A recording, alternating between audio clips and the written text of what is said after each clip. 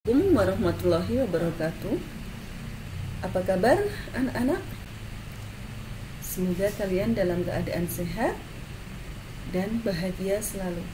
Pada kesempatan kali ini kita akan mempelajari materi tentang penguatan ekonomi maritim dan agrikultur di Indonesia. Mari kita mulai pembelajarannya.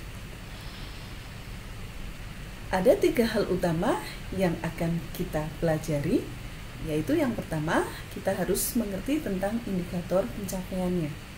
Yang kedua, materi apa saja yang akan kalian pelajari. Yang ketiga adalah evaluasi.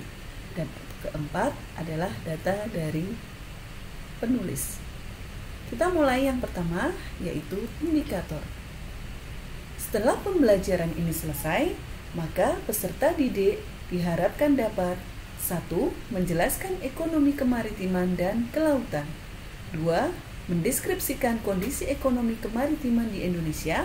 3. Mendeskripsikan strategi pengembangan ekonomi kemaritiman di Indonesia. 4. Mendeskripsikan ekonomi agrikultur. 5. Menjelaskan potensi agrikultur di Indonesia. 6. Menjelaskan hambatan pengembangan agrikultur di Indonesia. Dan 7. Menjelaskan strategi pengembangan agrikultur di Indonesia. Materi apa saja yang akan kalian pelajari kali ini? Yang pertama adalah perbandingan daratan dan lautan di Indonesia. Peta Indonesia menunjukkan warna biru lebih mendominasi dibandingkan warna hijau, coklat, maupun kuning. Ini artinya lautan lebih luas dibandingkan dengan daratannya. Luas wilayah Indonesia seluas 5.193.250 km persegi, terdiri dari lautan seluas 3.273.810 km persegi, sedangkan daratannya seluas 1.919.440 km persegi. Ini artinya lautan yang seluas ini harus dimanfaatkan sebaik-baiknya untuk kegiatan kemaritiman maupun kelautan. Ada perbedaan antara kemaritiman dan kelautan. Ekonomi kemaritiman ini merupakan kegiatan ekonomi yang mencakup transportasi laut, industri galangan kapal dan perawatannya, pengoperasian pelabuhan, dan industri jasa terkait. Sedangkan ekonomi kelautan meliputi pemanfaatan sumber daya alam untuk menghasilkan benda dan jasa, baik itu di wilayah pesisir, laut, maupun darat. Inilah contoh ekonomi kemaritiman dan kelautan. 2 gambar yang berada di sebelah kiri, yaitu industri pembuatan kapal dan juga kegiatan yang terdapat di pelabuhan, adalah 2 contoh dari ekonomi kemaritiman. Sementara yang berada di sebelah kanan, yaitu usaha pengeringan ikan atau pembuatan ikan asin dan juga usaha pembudidayaan rumput laut, merupakan contoh kelautan karena memanfaatkan sumber daya alam untuk menghasilkan benda maupun jasa. Bagaimana sebetulnya kondisi ekonomi kemaritiman di Indonesia?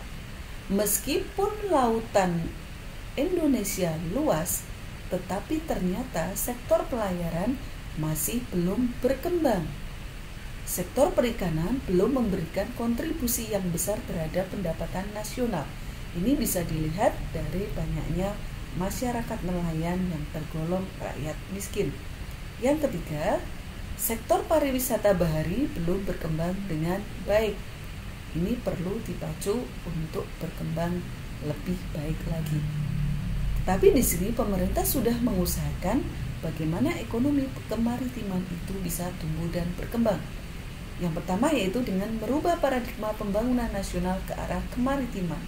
Artinya di sini pemerintah mengusahakan usaha kemaritiman terus ditingkatkan. Yang kedua, mempercepat pengembangan infrastruktur kemaritiman. Ini menunjang kegiatan di pelabuhan-pelabuhan yang ada di Indonesia.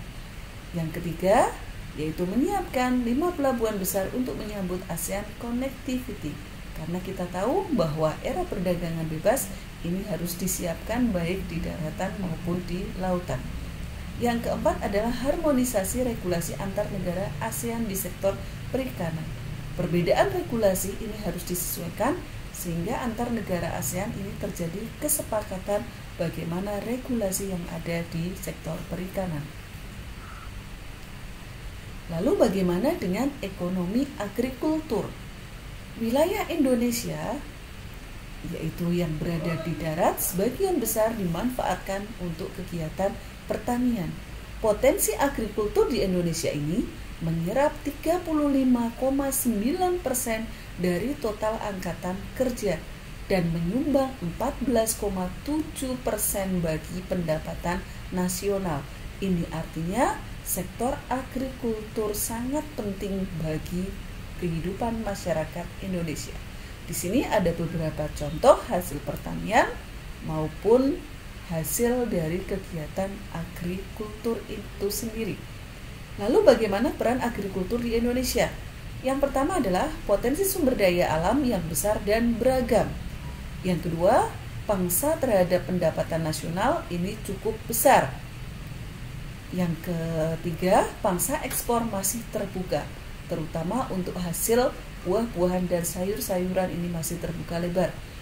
Yang keempat, sebagian besar mata pencaharian penduduk dari sektor pertanian. Kita lihat banyaknya masyarakat yang hidup di pedesaan itu menunjukkan banyaknya mata pencaharian yang bergerak di bidang pertanian. Yang kelima, penyedia pangan masyarakat. Kebutuhan utama masyarakat adalah makan. Maka di sini dengan adanya sektor agrikultur menyediakan pangan bagi masyarakat Indonesia.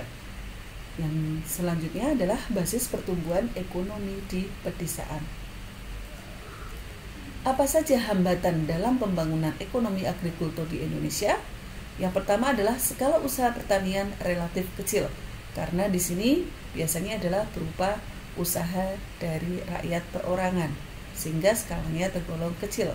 Yang kedua, keterbatasan modal, teknologinya masih bersifat sederhana, dipengaruhi oleh 2 musim, sehingga kebanyakan jatah musim untuk tanaman padi kita lihat hanya ada 2, yaitu pada waktu ada musim penghujan. Yang kelima, tenaga kerja berasal dari anggota keluarga.